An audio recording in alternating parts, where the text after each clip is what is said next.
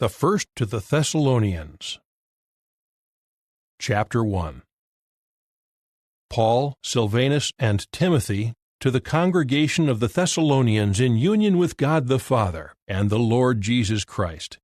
May you have undeserved kindness and peace. We always thank God when we mention all of you in our prayers, for we continually remember your faithful work, your loving labor, and your endurance because of your hope in our Lord Jesus Christ in the presence of our God and Father. For we know, brothers loved by God, His choosing of you, because the good news we preach did not come to you with speech alone, but also with power, and with Holy Spirit, and with strong conviction, just as you know what sort of men we became among you for your sakes. And you became imitators of us and of the Lord, seeing that you accepted the word under much tribulation with joy of Holy Spirit, so that you became an example to all the believers in Macedonia and in Achaia. The fact is, not only has the word of Jehovah sounded out from you in Macedonia and Achaia, but your faith in God has spread abroad in every place, so that we do not need to say anything. For they themselves keep reporting about our first contact with you, and how you turned to God from your idols to slave for a living and true God, and to wait for His Son from the heavens, whom He raised up from the dead, namely, Jesus, who rescues us from the wrath that is coming. Chapter 2. You yourselves surely know, brothers, that our visit to you has not been without results. For although we had first suffered and been insolently treated in Philippi, as you know, we mustered up boldness by means of our God to tell you the good news of God in the face of much opposition. For the exhortation we give does not spring from error or from uncleanness or with deceit, but just as we have been approved by God to be entrusted with the good news, so we speak to please not men, but God, who examines our hearts. In fact, you know that we never used flattering speech or put on any false front with greedy motives.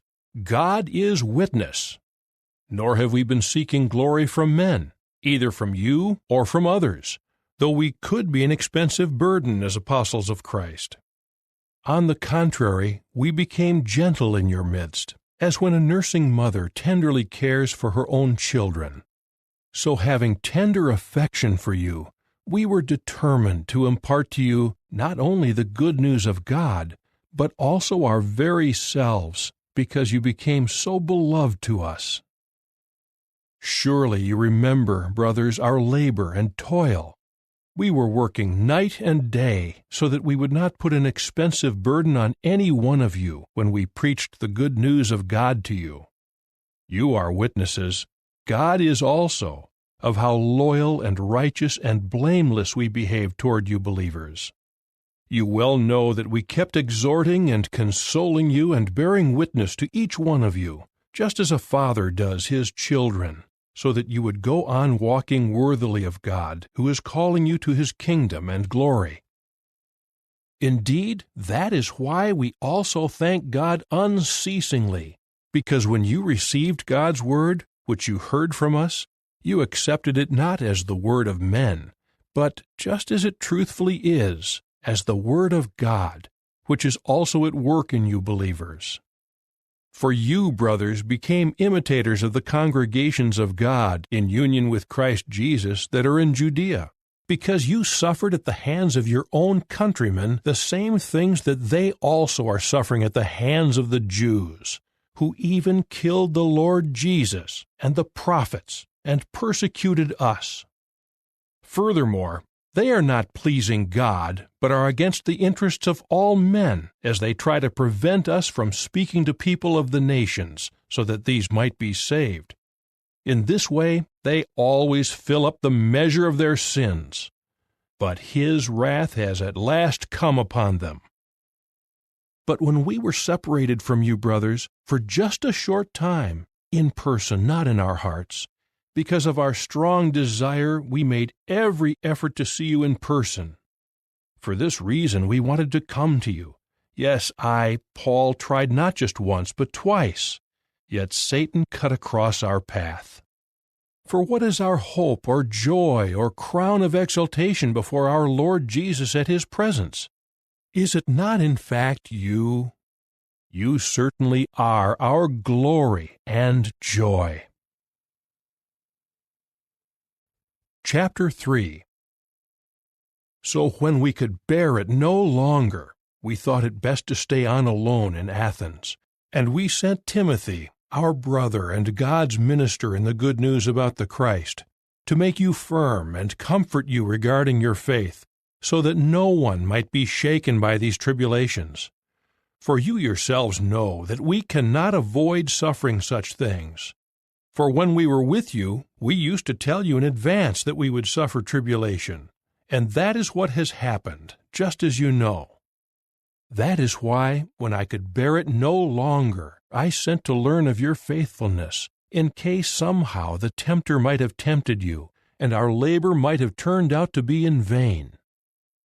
But Timothy has just now come to us from you, and has given us the good news about your faithfulness and love, that you always continue to remember us fondly, and that you long to see us in the same way as we also do you. That is why, brothers, in all our distress and tribulation, we have been comforted because of you and the faithfulness you demonstrate, because we are revitalized if you are standing firm in the Lord. For how can we show our thanks to God concerning you, in return for the great joy we feel before our God on your account? Night and day we make supplications as earnestly as we can to see you in person, and to supply what is lacking in your faith. Now may our God and Father Himself and our Lord Jesus make a way for us to come to you. Moreover, may the Lord cause you to increase, yes, to abound in love for one another and for all, just as we do for you, so that He may make your hearts firm, blameless in holiness before our God and Father, at the presence of our Lord Jesus with all His holy ones. Chapter 4. Finally, brothers, just as you received instruction from us on how you should walk in order to please God, just as you are in fact walking, we request you and appeal to you by the Lord Jesus to keep doing it more fully. For you know the instructions we gave you through the Lord Jesus. For this is the will of God, that you should be holy, and abstain from sexual immorality. Each one of you should know how to control his own body in holiness and honor, not with greedy, uncontrolled sexual passion like the nations have that do not know God. No one should go beyond proper limits and take advantage of his brother in this matter, because Jehovah exacts punishment for all these things, just as we told you previously and also strongly warned you. For God has called us, not for uncleanness, but for holiness. So then, the man who disregards this is disregarding not man, but God, who gives you His Holy Spirit. However, concerning brotherly love, you do not need us to write to you, for you yourselves are taught by God to love one another. In fact, you are doing so toward all the brothers in all of Macedonia. But we urge you, brothers, to go on doing so in fuller measure. Make it your aim to live quietly, and to mind your own business, and to work with your hands, just as we instructed you, so that you may walk decently in the eyes of people outside, and not need anything. Moreover, brothers, we do not want you to be ignorant about those who are sleeping in death, so that you may not sorrow as the rest do who have no hope. For if we have faith that Jesus died and rose again, so too God will bring with Him those who have fallen asleep in death through Jesus. For this is what we tell you by Jehovah's word, that we, the living who survive to the presence of the Lord, will in no way precede those who have fallen asleep in death, because the Lord Himself will descend from heaven with a commanding call, with an archangel's voice, and with God's trumpet, And those who are dead in union with Christ will rise first. Afterward, we, the living who are surviving, will, together with them, be caught away in clouds to meet the Lord in the air, and thus we will always be with the Lord. So keep comforting one another with these words. Chapter 5. Now as for the times and the seasons, brothers, you need nothing to be written to you, for you yourselves know very well that Jehovah's day is coming exactly as a thief in the night. Whenever it is that they are saying, "Peace and security," then sudden destruction is to be instantly on them, just like birth pains on a pregnant woman, and they will by no means escape. But you, brothers, you are not in darkness, so that the day should overtake you as it would thieves. For you are all sons of light and sons of day. We belong neither to night nor to darkness. So then, let us not sleep on as the rest do, but let us stay awake and keep our senses. For those who sleep, sleep at night, and those who get drunk are drunk at night.